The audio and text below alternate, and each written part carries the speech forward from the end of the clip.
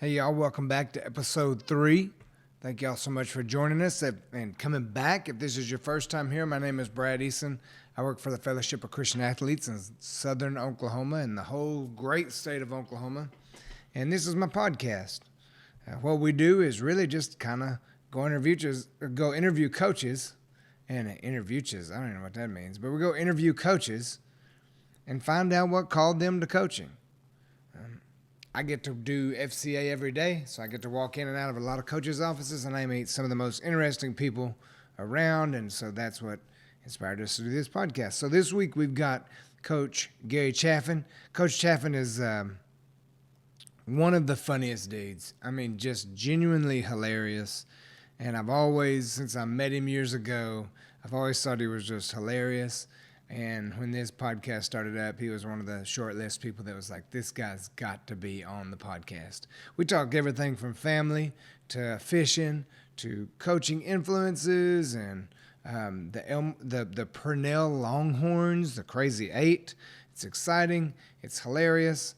It's so good. So thank you for tuning in. I hope you enjoy it. Thank you, Coach Chaffin, for being so willing to give your time and let me run over there and get you on the podcast. So, without any further ado, check out week 3, Coach Chaffin.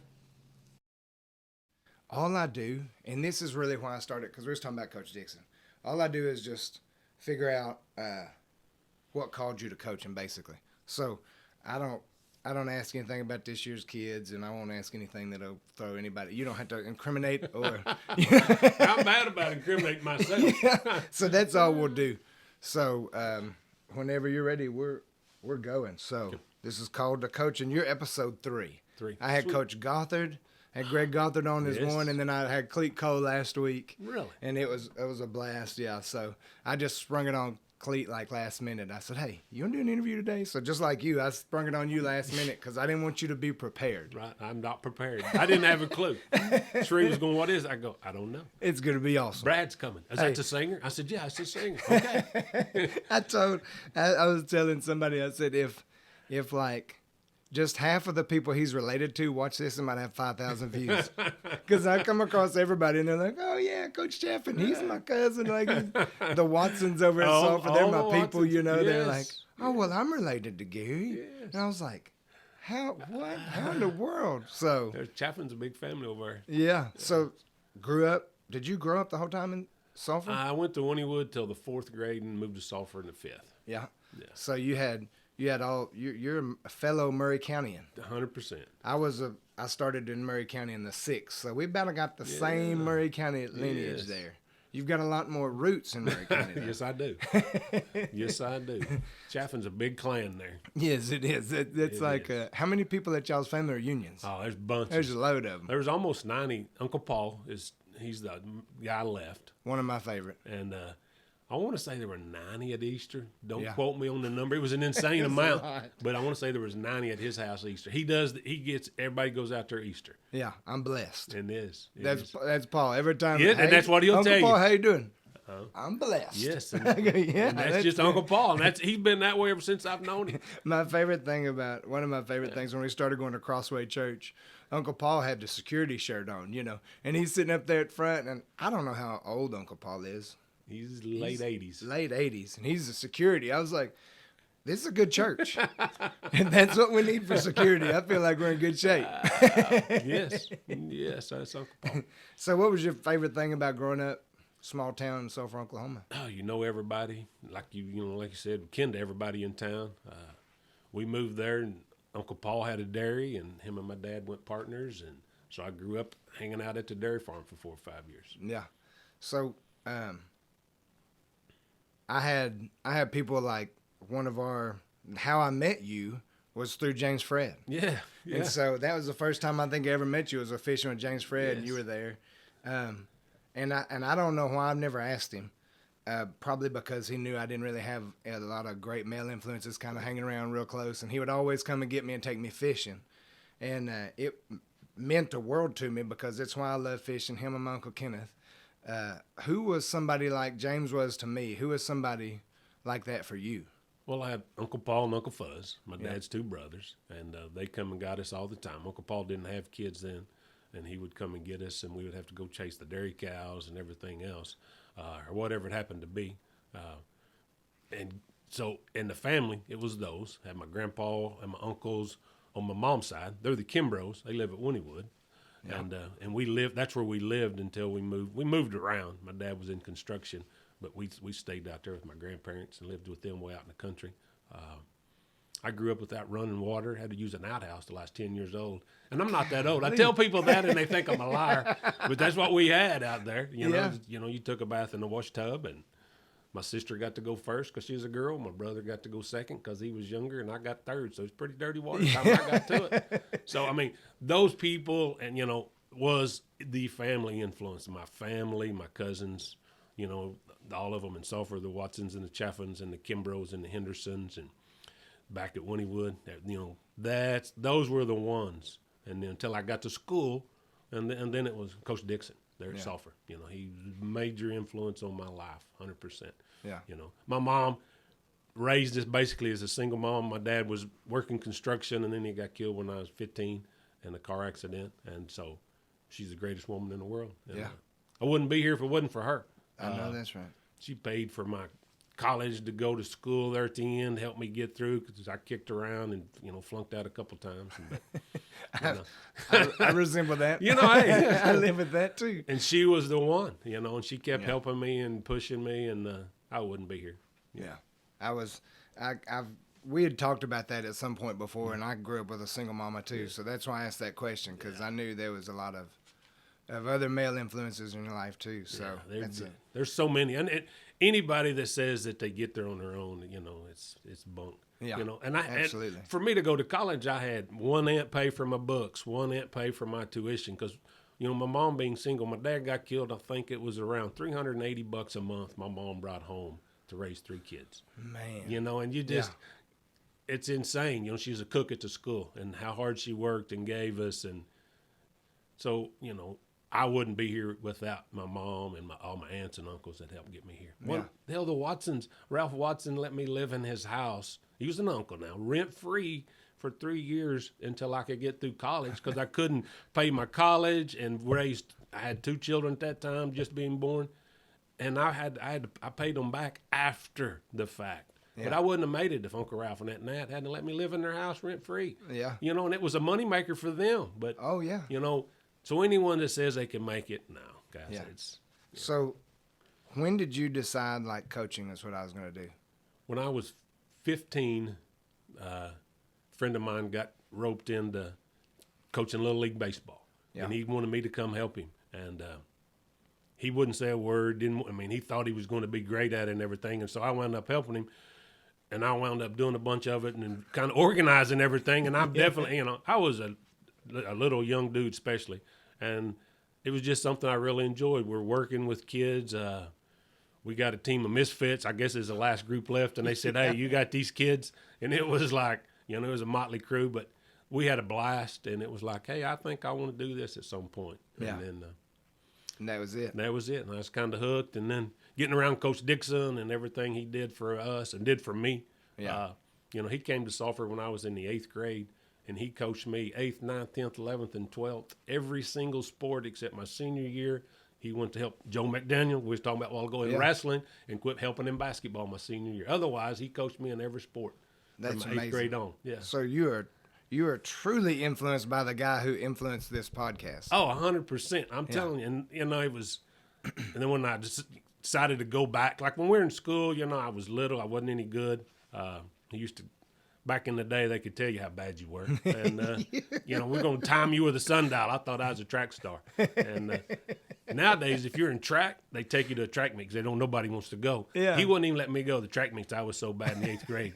And I tell that story, and he always claimed, no, he didn't do it, but he really did. But I go on, and I become an all-stater in track, and it was all because of Coach Dixon. Not that I was fast. I was on a good team. And, I was the most important player, and he'd tell people that all the time. He said, he's the slowest guy on the relay, but if he don't run, we don't win. And he always took care of me. So, no, Coach Dixon is major influence. Yeah. So 8th grade to senior year, you had Coach Dixon, and then you go to college. Mm-hmm. Where'd you do your student coaching? I might have heard a story that we got to get to in student coaching. Well, I come back, everybody hung around their schools. I did it with Coach Dixon there at Sulphur, and spent a couple of years there with him. I do my student teaching, and you get the time to do your student teaching. You go in, and this guy's going to teach me how to teach. And they had a chance to have a good football team that year. So I show up to do my student teaching, and I walk in, and they're doing a test. And he says, all right, we're doing a test today. This is what we're doing. Next day I get there, he hands me the book. He says, hey, I'll be back. And I saw him 2 times the rest of the semester in the classroom. And that's a true story. I mean, he wouldn't even show up, and he would tell me, hey, you're the reason we're winning. I get more time on the film. He still hadn't shaved, and this was at 11 o'clock sometimes. The guy comes from East Central, Coach Turner, to do, he goes around and then make sure the student teachers are doing what they're supposed to and all this. Yeah. He shows up, and he goes, hey, where's Jim? I said, I didn't want to throw him under the bus because he hadn't been in there. Really hadn't.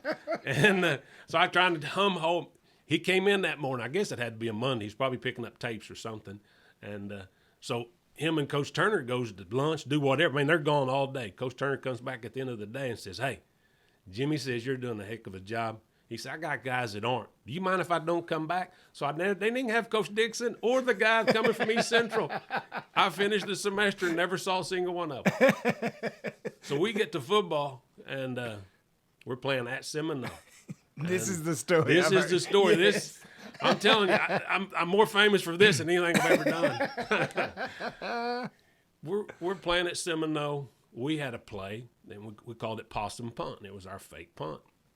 We're up in the press box at Seminole. You got to stand outside. I don't know. It's about 30, 40 feet up, whatever it is. When you're on the top, it looks like you're 100 feet high. Yeah. Over on that rock stadium. Well, they ran a fake punt. We snuffed it, and the dude filming starts screaming, possum, possum, because that's what we called that fake punt, was possum punt. Well, back then the headsets was on both ears, and you can't hear anything going on around you. You're just talking to the guys on the field, and you feel that somebody's there. And I turn around, and this dude tried to knock me out, and he broke my nose. He would have knocked me out if Ducky Day don't catch me. Ducky Day was an assistant. So I fell into Ducky. No one even knew they were up there till I got hit. Oh, my gosh. Ducky kept me from going off of the back. The guy busted my nose. I'm bleeding everywhere. There's about 7, 8 of them climbing up the stairs. I mean, it's fixing. I thought we might die, and that's fact. And so Ducky gets on there, and he calls over there, and he tells them, hey, we got to have some help over here. Chaffin's nose is broke. We can't keep these guys off the press box. I don't know what all he's telling them. And so Kevin Day, that's who Ducky was on the headset with. He was also doing his student teaching. He was over on the sideline, so he goes and tells Coach Dixon. And typical Coach Dixon, tell Chaffin he's a martyr. Hey, we got a war going on down here. And that was it. That was it. And I got all busted up, and nothing came of it. I mean, it was just means of operation back then. Although Coach Dixon and I laugh about it all the time. Yeah. Can you imagine if that happened today? Oh, my gosh. We'd be on CNN or something. We would. I'd have been an ESPN sensation if that happened today. Because it was the wildest thing. I'm telling you, it was. East Central talked about it for years when they would do their student teachers, because their people, Dr. Pascal and Dr. Sharp, had to come over to the school because a student, which is their student, was assaulted. I mean, it got kind of hairy there for a little bit, but it was crazy. I got a broke nose out of it, so I'm famous. All those kids remember that more than they do anything. Yeah, somebody, I was asking around, for Coach Chaffin stories, and they're like, ask him if it's safe to be a student teacher at Seminole Sulphur game or something. And I was like, what happened? You just have to tell you. Hey, still to this day, anytime Sulphur plays Seminole, Justin Rogala gives me a phone call. Hey, we're going to Seminole, Chaffin. You want to go? Still to this day, every single time. That's phenomenal. It is. So coaching. So you were coached by, and you got to coach with. Yes. How much did that influence? What did you see in the difference in being coached by and then coaching with? But being coached by, I mean, he was just, he was larger than life. I mean, he was the guy, you feared him. I don't know if you call it fear or respect. And I think as a student, you fear him more than you respect him in the beginning. But you believed in what he was going to do. If he said he was going to do it, he did it, more than anything. And then you coach with him, and hey, he actually thinks I know something. You know, I'm not as dumb and slow and bad as he said all those He years. asked me a question. Yes. Yeah, he gave me something to do to help win tonight. You know, and it was just an honor. I was in awe, you know, and I always wanted to go back there and coach, and he tried and tried. And every time I got an offer, it wouldn't work. And a couple times I came in second, and it just one of those deals, or they didn't give my wife a job. And in this profession, if your wife's not there with you, it's kind of tough. Yeah. You know, being two schools and with children, they'd offer me a job and not her. And so we never got to do it again. And we talked about it and interviewed there. And it was a pretty cool influence just to be with him and him treat you that way. You know, you want your dad's respect, and we all wanted Coach Dixon's respect. Yeah, absolutely. I understand that, because you're talking about the slow, time you're the sundial. Yeah. Coach Weber told me at my senior awards banquet, you're in their sports banquet at Davis, is kind of a big deal, and he's like, Brad Eason, my wife could outrun Brad Eason. And I was like, oh, man. Yeah. I've heard those. So you got to be a young coach, got to learn to coach under your coach, and then first job right out of the box, where'd you end up? I went to Purnell. Back then. Was it Elmore City Purnell? No, it was Purnell. Just Purnell then? It was the last 3 years it was a school. Okay. But when you applied for a job in the 80s, like nowadays, being in the position I am, we try to hire a coach. We may get 2 applicants. Yeah. Then they would be 50 to 60 applicants for one job, and it was tough. And I applied and interviewed. I drove to any place I could. And, it wasn't the internet, so you had to do it through the mail or the telephone. And it was tough. And I'll go to interview, and I get the job at Purnell. A guy named Cotton Kennedy was the principal. Great man. Oh, he helped me a ton there. And Gary Alford, a guy from here at Pauls Valley, actually, he'd got the football job, and they hired me to do basketball. We were friends, and he helped, so I got that. So I go through the interviews, I finally get it, and I drive back. And the first thing I did is I drove to find Coach Dixon. Yeah. And he's mowing the football field, Of course. And he's out there mowing the football field because this was, start of the summer. By the time I got it and went by and told him, hey, Coach, I got a job, we're at. And I was at Purnell as the head coach. He kind of wanted me to be an assistant somewhere first, which I just was after a job. I didn't care. And I was working for the city of Sulphur at the time, and I was running the sewer plant, so get your hands in sewer or get a teaching job. I said, I want out of here. I just want a job. And Coach Dixon, he says, all I'm going to tell you, if they're all happy with you, you're a babysitter. They didn't hire you to be a babysitter. They hired you to be a coach. Oh, that's awesome. And so, and I tell people that sometimes when they look at me, and I said, well, Coach Dixon kept people mad at him all the time. And I said, so he's the reason I'm always in trouble. Because that was his one piece of advice the day I got the job. I mean, is to stop by there, and I told him. And he's the first one I went and told. Yeah. I got his eyes coming through. I drove by the field knowing he would be there mowing. And so I spent 3 years at Purnell. And it closed as boys basketball, boys and girls basketball, 7 through 12, boys and girls track, 7 through 12, then I assisted in football. And then the third year, we knew we were closing. Gary had a chance to come back to Pauls Valley and coach. Yeah. So then I was coaching everything, football, basketball, and track, boys and girls, 7 through 12. My last year, I coached 8-man football with 8 players. Oh, that's awesome. Is the most awesome year. We were 1-8. We only got to play 9 games. We were 1-8. We were in every game but one. There's only one time that they blew us out. They didn't run roll us, but they blew us out. Because in 8-man, you get behind 45 points, the game's over. Yeah. And it was such a memorable experience. Of those guys, 33 years now, we go fishing. That's phenomenal. Cotton Kennedy had a cabin. He was the principal, and at the end of that year, he said, man, these kids, what do you say we take them all down there and go to my cabin and fish for a weekend? So we started that in 1992, the year the school closed. And the next couple of years, Cotton went with us, and then he passed away. And now it's just me, and I think there's 6 of them left, and one of them's dad, a guy named Joe Mitchell. He helped pay for the first couple, rented pontoons for us and stuff. But nobody was supposed to know that. You know, that was just Joe. He had a station there in Ratliff City. And we still go to this day. A couple of them have passed away and all. Travis passed away. And it's unreal. I mean, there's Greg Mitchell was the quarterback. John McKee was running back, linebacker. Earl Smith, he moved in that year from Oklahoma City. He's kin to the Princes. Yeah. Calvin and Herb. He was living with Herb Prince. Okay. He come in. Marco Jackson, he was about a 265-pound center, nose guard, kicker. But you think about an 8-man in football, your big guys get to rest on special teams. Yeah. Everybody had to be on everything. So he would kick, and then was our safety. David Combs played corner and running back. Travis McKee, he was a guard and defensive end. Travis Gillespie, he was a guard. And A.J. Byerman, we call him Jake. He played quarterback, end, corner, whatever. Yeah. That was back whenever you wore AMCAPs. You used AMCAPs. You got knocked out. Yeah. Every time we go fishing, I ask Jake, I ask him questions because he would get knocked out 2 or 3 times a game. Oh, my gosh. It's insane.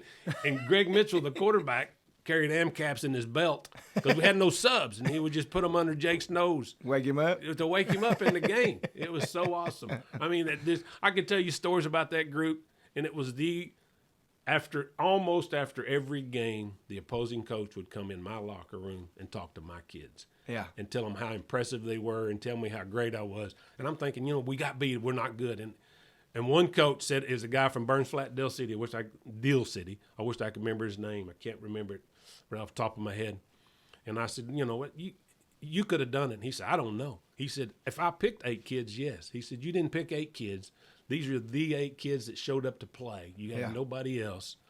It's phenomenal. You can get that. If you need Come to. in. Hey, come on. You can be in this. Coach Raper's in here now. Coach Raper, we're doing a podcast, Coach Raper. Hey, we talked about your dad. On my last podcast. Yeah. Me and Cleet Cole. Yeah, it's rolling right now. Yeah. You're on it now. You can't help it. Coach Raper's still in the last bit of coffee. I didn't get to go get any. Hey, I'll run and get you some coffee after this. Where do you drink coffee from? Army cups down there on the bottom. All right. I'm sorry. Kathy just came in. I didn't even look up. Maybe there was something important going on. Then I heard Brad, and I was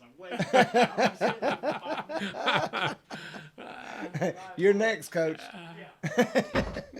Yeah, it's not an AD's office. It's a coffee shop. Yeah. Yeah, I'm telling you. This podcast is going to cost me a coffee because I'm going to go get Dusty a coffee after this.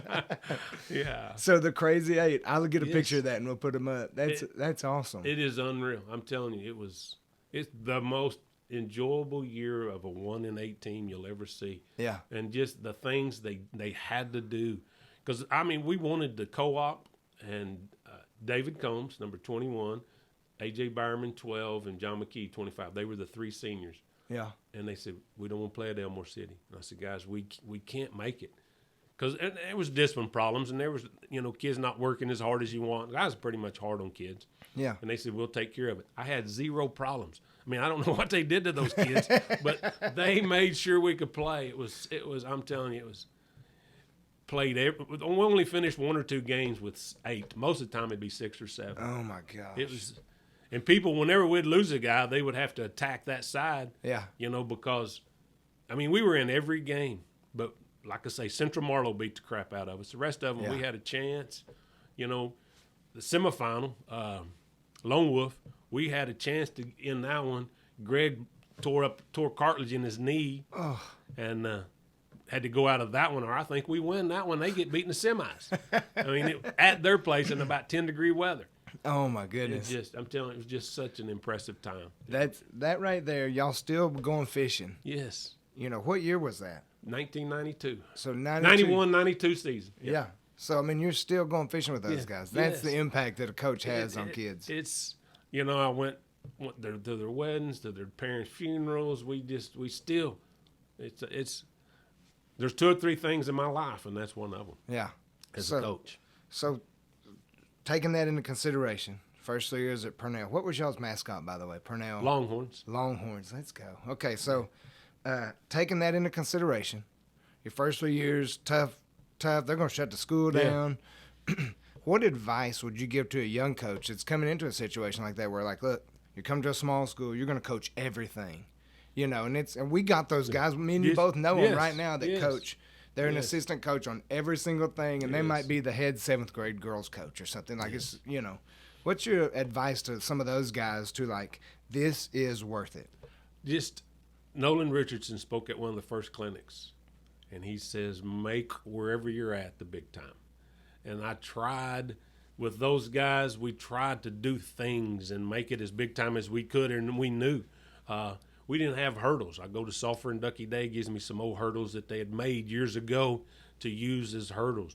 I would get equipment from different places. We tried to make it everything as big time as we could. And I tell guys, just make it as good as you can. You know, whatever it happens to be, just go at it and do as best you can. Yeah. Because they remember that. They don't remember that we only won a few and didn't have enough and the school's closing. It's all of the things we did. Yeah. And it was just, and there's a lot more than just the game involved. Yeah, that's right. That's the thing. Yeah, I tell them, I tell some coaches all the time that's like, we're the only ones worried about scheduling, and we're the only ones worried about, do we have enough of this or that? Like the kids are just playing. They're just playing. They're just playing. They're having the time of their lives. They are. And it's a lot of like raising our kids. Our kids are just being kids, and we're worried about how much money in the bank. What's like is that we're gonna keep the lights on, where we're going on vacation, all these things. Our kids are just living it up. They're just. I agree. And I tell them kids, the young coaches, that all the time. I'm just like, hey, just make it as fun as you can for them. They don't That's care. awesome. They really won't care later on. yeah, I mean, they want to win. If you don't want to win, they wouldn't compete. But that's the last thing. One of the bottom ones down there. yeah. In the end, that's one of the bottom ones. That's so cool. All right, so we both I got around you when you're fishing with James, James Fred, and you go fishing all the time and all that good stuff. And you were at Long Grove then. Right. What were you coaching at Long Grove then? Long Grove, What all I were you doing started there? out boys basketball and junior high football, Yeah. and then helping in track, coaching junior high track and helping in track. And then at the end, I was doing boys and girls basketball and track. Yeah. There's few sounds to me that are more recognizable than you in a pair of cowboy boots on a wood basketball floor stomping your foot. But some of the kids might say that too. I can walk in the gym and hear somebody stomp with a cowboy boot on. I'm like, Coach Chaffin's here somewhere. Yeah, that's the truth. What was your favorite thing to coach? Like, what was your favorite? Was it girls basketball, boys basketball, football? Like, what was your favorite thing to coach, and what made it that? Or is that even an answerable question? It's hard to answer. Every one of them have something that is totally different. Yeah. I was more successful with girls basketball for whatever reason. Because girls are easier to coach. They're way easier to coach. I mean, Because a girl wants to know what she can do for the team. A boy wants to know what you're going to do for him. yeah. And I tell people that, and they kind of look at you. I was coaching both for years, and it's easy to coach both, but it's hard, and I didn't realize it in the beginning. And I was bragging on a girl one time, and she asked me afterwards, "Don't brag on me in public, Coach." A boy, you had to say, "Hey, Brad, you were awesome." Yeah. Then your old chest is puffed out. You care less whether you won or lost. Yeah. I believed it. And it's Like, when true. somebody told me that, I was like, yeah, I thought so too.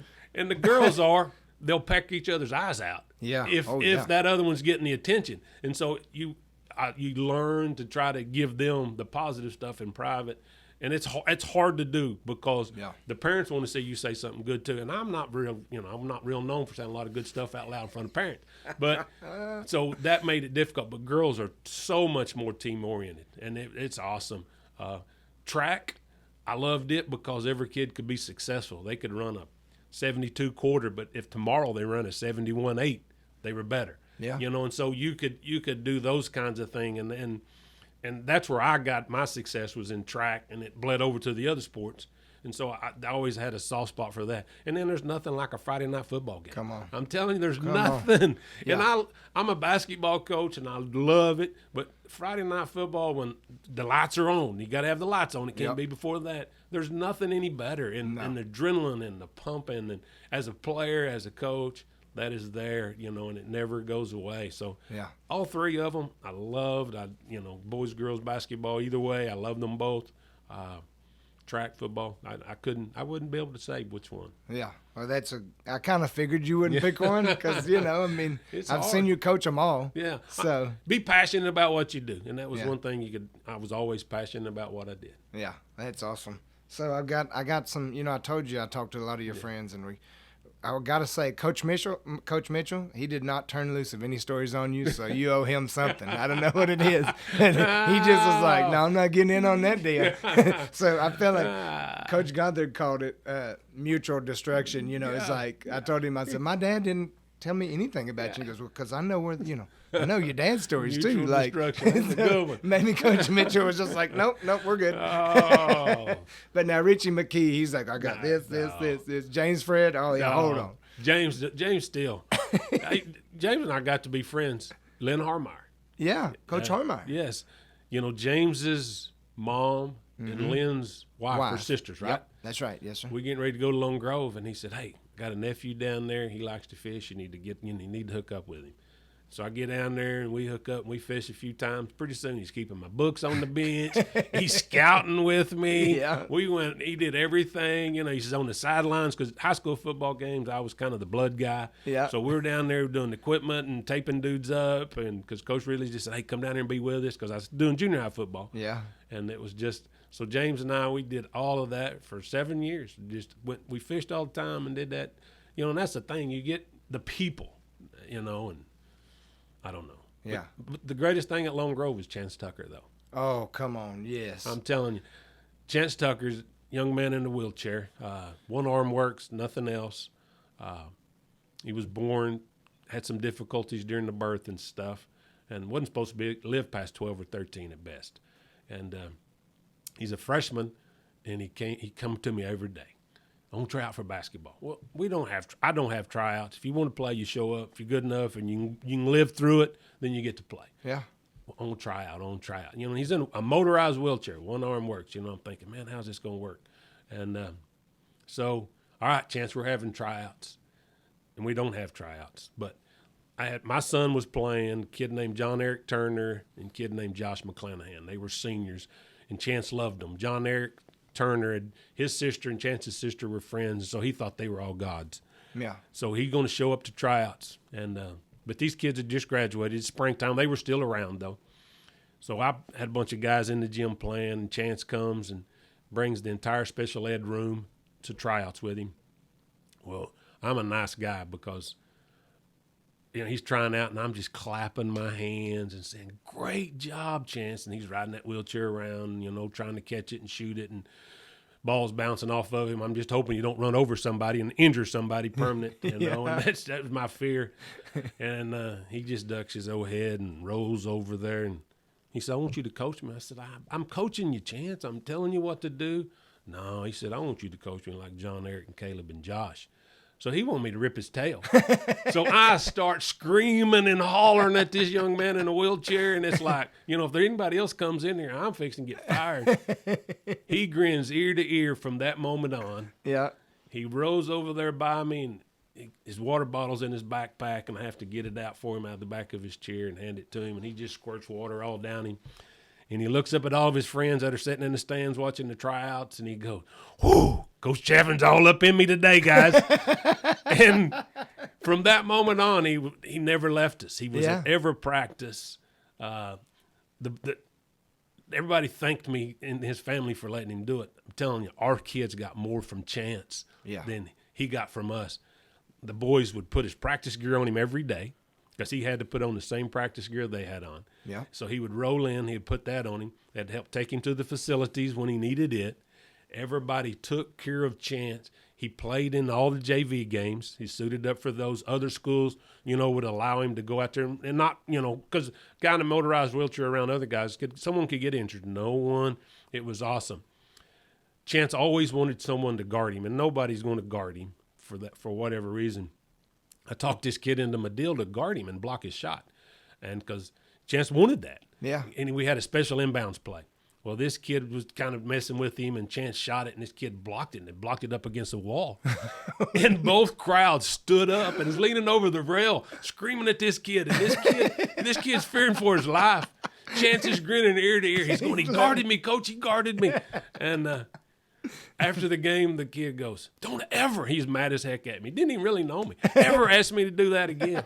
It was so we get to the senior night, and hell, I'm all about to cry. We get to senior night, and we're playing Marietta. Dwayne Shaw's the coach. Dwayne's a good dude. Yeah. And said, Dwayne, I'm going to start him. We're going to introduce him, let him shoot, and then we'll let you shoot, and then I'll sub out. You know, he gets to start in the varsity game, his start. And he's okay. And Chance never made a shot in all the years on his own. We'd tip it in for him. Well, he starts. We get to tip, of course. He goes down. He shoots it, and it was like a movie. I mean, they could have made a movie. That ball touched every part of the rim and went in by itself. Let's go, Chance. I'm telling you, there wasn't a dry eye in the house. Hell, I'm crying. Josh Mitchell's crying, the assistant, the team, everybody's crying, the fans. It was the most awesome moment I ever had at Lone Grove. And that instant for that to take place, and he just every day he would roll into to practice, and his words were, "Who do you want me to make better today? Yeah. Who do you want me to make better?" And when you come in that old Lone Grove gym, it used to be a rubber floor, so it was a wood floor, and it had about a 2-inch lip, and he'd hit that limp run fast as that chair would go. Which and just, that chair might go 35. it might. He flies He'd around. fly, and it would come up, it'd get airborne, have a wheelie, and every day, no matter how bad a day he had, you know, and he had other medical issues, it just, then he graduates and he becomes my assistant coach. And still to this day, we'll talk 3 or 4 times a day about sports. I'm telling you, Chance Tucker is the most awesome story I got from down there at Lone Grove. And I got a lot of good stuff, don't get me wrong. Yeah. You got things everywhere you do, and it's just, you know, it's just Chance Tucker. And everybody knows. Oh. I mean, my assistant here, because Chance is my assistant, and he tells me to fire this assistant, and he'll just come up here and help me. You know, it's such an awesome story. Yeah. Chance is still, by the way, the only undefeated JV coach I know to this day, because he's JV coach. JV coach. And if they start losing, you know, Chili was there, and he'd say, "Oh, this is your bunch now." You know, I had them. We was up. We was up until you took over. Yeah, you messed this deal up. And he takes off. You know. Yes. But yeah, you got to watch out over at Lone Grove. If you're wandering around the sidelines, chances liable to take you out. He's going to take you out. It's such. I'm telling you. I wish I had that energy. I do too. He's got so much positive. I mean, he's just. I think about him a lot because if I'm over there, because I look for him. One, you look for him for 2 reasons. I want to see him, and also you look for him so you don't get run over when he's coming to harass you. You know, pay attention. He goes, "Where you been? You know, where you been?" And so he's just a great kid. What a kid! It is, and he's 30 years old now, and he's defying odds every day. Yeah. That's amazing. It what is a great! amazing. I didn't even think about Chance. I should have known to ask you about Chance. Hey, I'm telling you, it's still so cool. Yeah. And when I got there, they're like, "Hey, Chance is gonna ask for your phone number. Get ready." And I said, "Okay." He does, and he calls, and it's Yeah. like, oh, I love him. He's I awesome. love him. He's awesome. Well, we got another mutual friend in Coach Red. Oh my gosh. Coach Red was probably when I started thinking about what I wanted to do. I gave my life to Christ, and I told God, I was just like, whatever it is you want me to do. If it's to be the most godly truck driver, insurance man, or whatever, you know, and then FCA come up. But that seed was planted when Coach Red said, "Hey, just come stand on the sideline with us," you know, because you and Richie were there, and James Fred was there, and Richie was coaching at that time, and he was like, "Just come stand on the sideline with us and just hang out, just be there." And after that, that's when I was like, you know, when I started thinking about what I wanted to do in ministry, I said, I got to be somewhere where I can be around these guys, influence the influencers, you know. And so back to James Fred, though, I've got he told me that I need to ask you about the first time y'all went down to, is it Crystal Beach? Crystal Beach. The first time y'all went down there, he said, ask Chaffin if he's ever thrown his life jacket on, and if he gets bit by a blue crab, does it bleed? Oh, my gosh. We're out there, and, you know, we go out in the Gulf, and Yeah. James's boat, I don't know if it's 16 foot or Was not. it that blue wave? Yes, the white that blue one? wave. Yes. I don't know if it's 16 foot or not. But we're going to be okay. We get out there, and the waves, there's a boat about 30 feet away, and it's about a 30-foot boat. And when we went to the bottom of the wave, you couldn't see any part of that boat. That's how deep it was. So, yes, I did put my life jacket on because I didn't know if we were going to get back. And we're fishing with those darn crabs. And it's like, hey, just reach in there and grab it.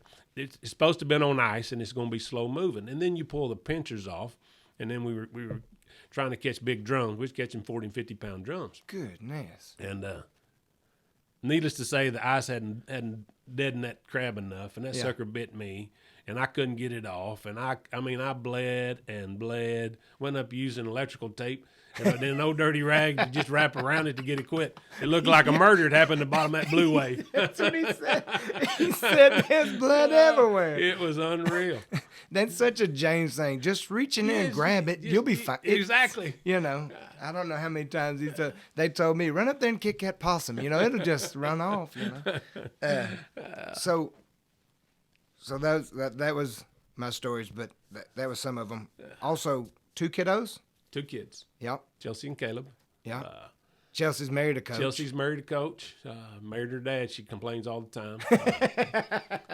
Because some similarities, I hope not all, but he was a coach at Asher and then Marietta, and when I left Lone Grove, we came to Pauls Valley, and I was done mentally, physically. I said, I can't. So I thought 3 more years, I'd get close enough to retirement, I'd get out of here. Yeah. And got here and was coaching girls, and got the girls to doing what I wanted. People ask all the time, how come you went to Pauls Valley and y'all got successful again? The administration and the parents backed me 100%. Yeah. Administration kept all the bad phone calls I didn't get, and 3 or 4 parents in the stands told everybody else to let him do what he's doing, because the girls had struggled here forever, and that they had young ones coming, and they had high school girls, and they wanted it to change. We only had 8 or 9 girls that stuck it out, and so we were able to do those kinds of things. So I told Chelsea and Jason, I said, you come be my assistant. I'll only go 2, maybe 3 years tops, and I'll get out of the way. Yeah. And so I talked him into coming. Took me a long time, but I talked him into coming. So Chelsea and Jason live here, and I stayed 4 or 5 before I switched to boys, and then he got to take over girls. But Heidi and Gretchen, their two daughters, my granddaughters are here, so it's awesome. Yeah. Chelsea teaches at the junior high. She's a lot like her daddy, that poor soul. She should have been more like her mama. And Caleb, he played all the sports. Chelsea played basketball and was a cheerleader. Ran cross country for a while. Ask her that story sometime. Okay. She's got her daughter that is pretty good in cross country, and we get to tell that story about once a month of how Chelsea's cross country career ended. And then Gretchen, she's the youngest granddaughter there, and then she plays everything and just a bull in the china closet. Yeah. It's so awesome. Caleb, he played all the sports, graduated from Lone Grove, played college football at Haskell University there. Was a heck of a football player. He was pretty good. He's awesome. Loved to run. He almost, this is what coaches can do for people. He almost quit football. I'm a big guy. You got to do stuff. Mm-hmm. So he wanted to quit football and just concentrate on cross country and track. And he's going into his 9th grade. And I said, when you get to high school, we'll talk. But you're doing football, basketball, track, cross country, whatever you want to do, you're doing every season. You choose them. And he didn't want to do it. Coach Weber gets hired. We're at Marlowe. Yep. His freshman year, going into his freshman year, because Chelsea graduated from Marlowe.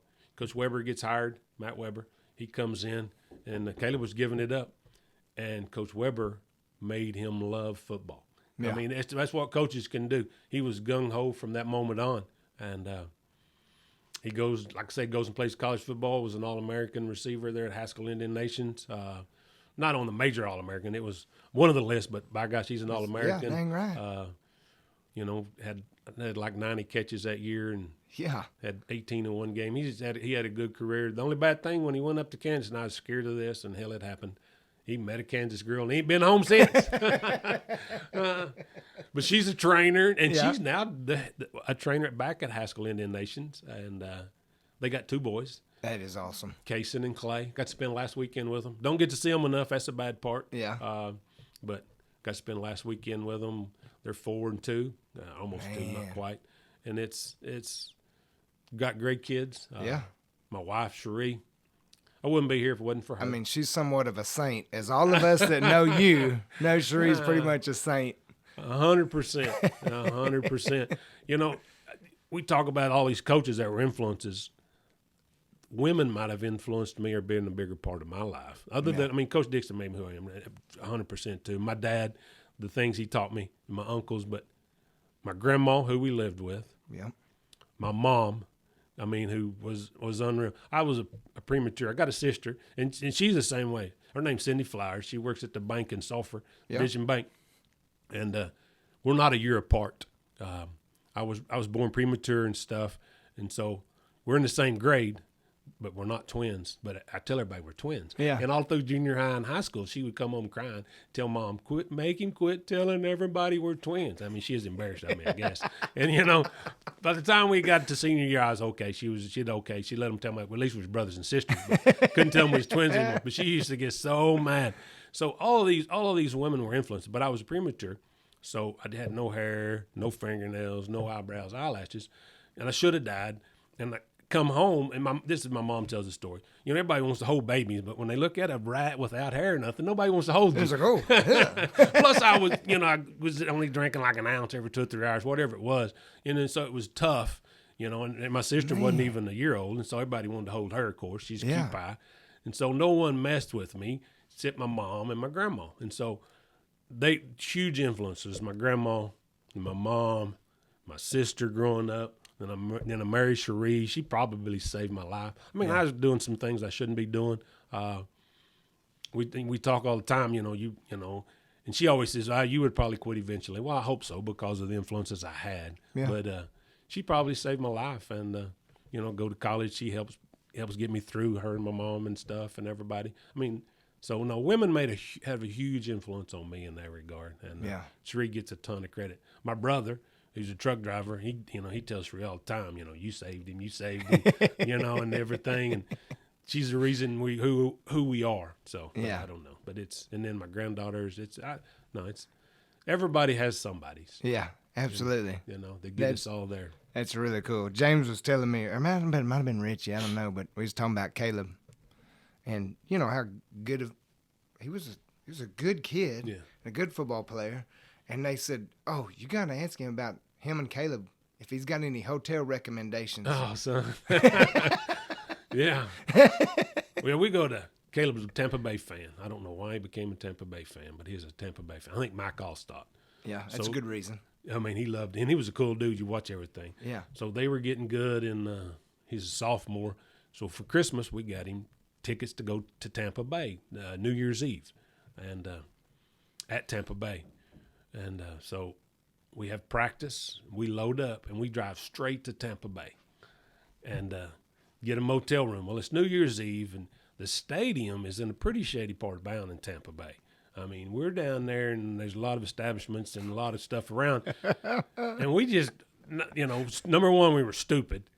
I thought, we'll just tailgate. I had a camper shell on the pickup. We'll sleep in back pickup. Don't have much money, and we're cheapskates anyway. So we bought a little hibachi, and we're going to sleep in this back of this pickup and grill out here at this tailgate. Well, number one, you can't get a tailgate spot at Tampa Bay unless you already have one. You got to have reservations. It's like $100. Yeah. Anyway, so we could get a motel cheaper. So we bought this hibachi and stuff to use. So we get this motel. I want to say it's a Howard Johnson. I can't remember. It's kind of a brand, a chain, but it wasn't a real nice place. But it was the only one that had rooms on New Year's Eve. We just drove up and luckily got a room. So we bought all this stuff to grill, so we're going to grill. Well, we're up on the second or third floor, whatever it was, and there's just like a 4-foot path out front. Mm-hmm. So we raised the windows. We're going to grill in the room. The smoke would go out. No, hell no. Fire alarms go off. People's coming. We're trying to cook, and Caleb was just giving me a hard time because I do some stuff sometimes. And, so we get through with that, and in the middle of the night, all the revelers, dudes trying to come in the room. Well, the locks were backwards on the door. You know how they come across and hold the door. Yeah. And somehow I probably touched a knob and started the whole scenario. I don't really know, but the dude kicks in the door on me because the latches didn't catch. Oh, no. And so got drunk dudes fighting to get in my room, thinking it's their room. We're fighting, trying to whoop them back out the door. I mean, it is insane down here. And we get them whooped out, get it shut back down. And it took forever for them to get the cops there to get this dude off our door. I mean, it was like we're going to die, and it was, so Caleb never liked hanging out in rooms from that moment on. Every time we go in the motel, he remembers the night we about died. And he'll tell people we about died. That's awesome. I couldn't go this whole thing. That's one of my favorite stories. I remember you telling that one night at a football game, and I laughed all the way home. It was. Hey, and then we leave the next morning, and the dude tries to drag us in an alley. That's what, because they said we could leave our truck there, and we wouldn't have to pay that $50 parking deal. Yeah. And it's about a half a mile to a mile to the stadium. We'll just walk. We're going to go up early anyway. So we're walking, and the dude grabs us, and like a couple of more hick morons, we turn to speak to him, and he tries to pull us in the alley to mug us. There's other dudes waiting in the alley. And it's like, holy smoke. We got to get to this game and get the heck out of here. So, Get back to Oklahoma. Get back to Oklahoma. God's country. Yes. It was crazy. I mean, it's been awesome. I mean, and all those, you mentioned Coach Ridley. Everybody calls him Red, Coached with him at Marlowe. He goes to Lone Grove. He's a big reason I wound up at Lone Grove. Yeah. And when I was at Marlowe, the men that were at Marlowe, and Coach Ridley and I talk about this all the time.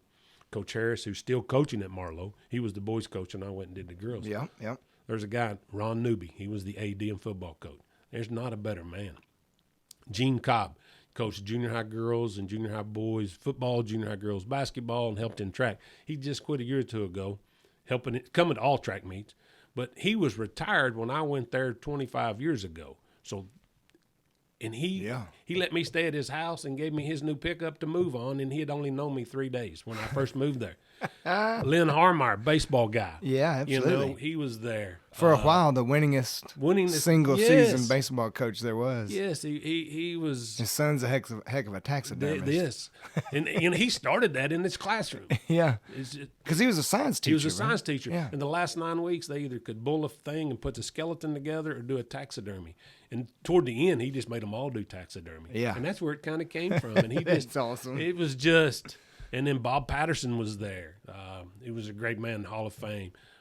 They're just all of those guys. Coach Mickey Hoy was probably living there at that Coach point, Mickey wasn't Hoy he? had moved back. He was the principal right before I got there. Tommy Cosgrove became the principal that year, and then Mickey Hoy had left, but he was around there, had the radio shack. Yeah. And would come. Mickey would come to my classroom. He'd wrote a song about he's a Marlowe person. Yes, sir. And he did a song about the Marlowe boys and a pen.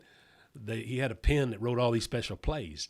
And he wrote a song about that, and he would come and do a history. I taught Oklahoma history, and he would come teach a couple of my classes. And I always wanted to do him all. I think I had 4 Oklahoma history classes. And he only had about 2 to 3 hours in him, then he'd just get up and leave. He would not have to do the other 2 and try to make them stay the same. And then Lel Baker, he coached all the junior high teams there. Was there forever, and that's all he wanted to do, I guess. But he was so awesome. There's such great men there that influence you in all parts of your life and everything. Yeah, it's so cool. I mean, I've Coach Newby's another one that's got a heck of a coaching tree underneath him. Oh, doesn't he though? It's Yeah. just His son Josh is just one of my favorite people. Josh is so awesome. I mean, he's got such a good coaching tree. Yes, he does. Coach Newby's one of the most humble guys out there. He didn't care. Coach Ridley tells a story. They're playing one of these preppy schools out of the city. We was in 4A then. Yeah. And these guys had watched film, and they were talking about the Hicks because all of them wore Wrangler jeans on the sideline because it was cold. I don't remember if it was a rain night. They had on the Wrangler jeans and the rubber boots, muck boots, whatever you want to call them. And so when they came to scout, probably Halliburton boots back then, Coach. But here there's a bunch of Hicks, and Red said these coaches, after the game, said we thought y'all were a bunch of Hicks or something, and we proceeded to kick their tails and could play some good football. Yeah, because if they hadn't been in 4A, I think they'd have won 3A. That was Coach Newby says that might have been his best team, but we were in 4A and playing the Clintons, the Elk City, the Weatherfords, and it was tough. Yeah, it was tough. When we got to the second or third round before we got beat. Yeah, but we were good. That's awesome. All right, last question. This is my favorite question to ask you guys. How would you like to be remembered as a coach? Ooh. I don't care about the wins. I always wanted to win the state championship. I've been to the state tournament when I was at Marlowe Girls, but didn't get there enough. I want to be remembered the way I remember Coach Dixon, a guy that came in, gave everybody the chance, changed their lives for the better, made an impression on them. You know, I want them to have these stories like you said. You've got some people say, I want my players to know me that way. And if I could give advice to young coaches, that would be the thing. And I have great relationships with a lot of kids, but there's a lot I don't have that I've coached. And it's because how I coached them. I want to be remembered as a guy that loved them all. And I did love them all. They didn't know it. Tell them more often. I wished I'd have done that so they could see it and not worried about them doing everything. I just want to be remembered as a guy that loved them all and was there for every one of them. All the Chance Tuckers and the 8-mans. Yeah. Everywhere I've been, those types of kids. That's awesome. Yeah. Well, thank you so much for being on here. This is gonna be. We might have to do another one. We might have to do an episode 2 because I know you guys. We got lots more stories. I in got there. stories from every school. I like to tell stories, and some of them I make because I'm a dummy. I do stuff and kind of walk into stuff. People, you know, our new superintendent was telling my wife, you know, hey, Gary takes a joke pretty well. She said he brings most of that on himself, and so that kind of goes like that. Yeah. Well, awesome. Well, thank you so much. I appreciate you. Thanks, Brad. Yes, Appreciate sir. you. Let's do it again. You bet. That's it. Thank It's you. pretty easy, ain't it? It's easy. It's awesome. I could talk about these kids, and I'll forget somebody. That's the kicker. I'm sitting there thinking, I wonder who I forgot. And there you go. That was Coach Chaffin on episode 3 of Called to Coaching. Thanks again to Coach Chaffin for taking time out of his busy day. As you heard, we had some cameos by Coach Raper. We had phones ringing, we had bells ringing, but that's what the life of an AD is. It's busy. You know, his office is the coffee shop and all that good stuff. So what a great interview with Coach Chaffin. And so thank you so much. Thank you for being here. Hey guys, remember, like, if you could subscribe to my stuff, rate our podcast on all the podcast places, follow us on all your social medias. I'm a support raising ministry, so you know I throw my link down in there for support. I throw it down there in the bio or in the video description. So click on that, and if you feel so inclined, I'd just love for you to prayerfully consider. That's what they tell us to say, is prayerfully consider. I'd love for you to think about supporting us and me and my ministry, and just click on that link and go in there and get us hooked up. Man, what an awesome thing this is. Thank you guys so much for everybody that's come up and said, hey, we love the podcast. We listen to your podcast. It was awesome. That makes my day every time. So thank you guys so much. I really, really, really do appreciate it. We love you. Hey, remember, God loves you. We love you. Now go make a difference. Have a good one, y'all.